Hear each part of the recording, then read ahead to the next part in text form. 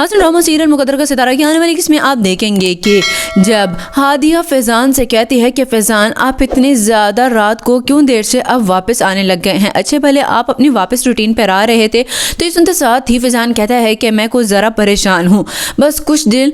और कुछ टाइम की बात है कि ये सब कुछ भर परेशानी ख़त्म हो जाएगी। ये सुनते साथ ही हादिया कहती है कि हम दोनों अगर मिलकर ख़त्म करना चाहें तो बहुत जल्द ही आपकी परेशानियां ख़त्म हो सकती हैं। तो ये सुनते साथ ही फैज़ान कहता है कि ऐसी कोई मेरी परेशानी है ही नहीं जो तुम ख़त्म करो, बल्कि अगर तुम्हें बताऊँगा तो तुम खुद मुझे छोड़कर चली जाओगी। ये सुनते साथ ही हादिया बहुत ज़्यादा परेशान होती है और कहती है कि फैज़ान आप मुझे बता कर तो देखें, मैं जानती हूँ कि आप रमशा को लेकर परेशान हैं, आखिर वो लड़की क्या चाहती है बताओ, ये तो पता चलेगा। ये सुनते साथ ही फैज़ान कहता है कि क्या चाहना है, उसने 5 करोड़ का मुतालबा किया है मुझे इस तरह छोड़ने का कि मैं तुम्हारी तरफ हमेशा के लिए आ जाऊँ। ये सुनते साथ ही हादिया बहुत ज़्यादा हैरान होती है और कहती है कि 5 करोड़ आखिर क्या है जो वो आपसे इतनी ज़्यादा रकम मांग रही है। दूसरे सीन में आप देखेंगे कि जब रमशा और उसकी माँ तस्वीरें शादी की भेज देते हैं फैज़ान के घर, तो वहाँ पर राजी ये तस्वीरें रिसीव करता है और आकर अपनी माँ से कहता है कि अम्मी आपको पता है कि फैज़ान ने दूसरी शादी कर ली है। तो ये सुनते साथ ही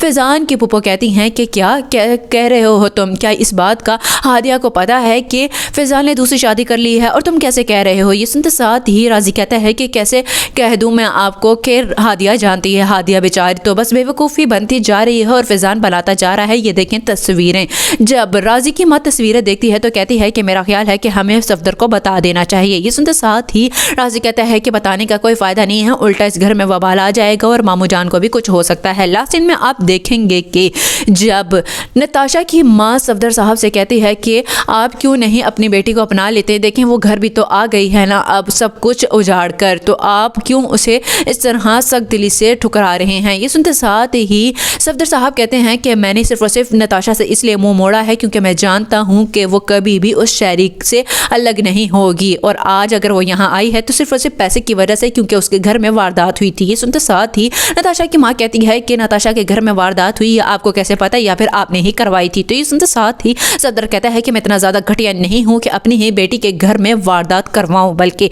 मुझे सारी खबर मालूम है कि क्या कुछ हो रहा है उसके घर में।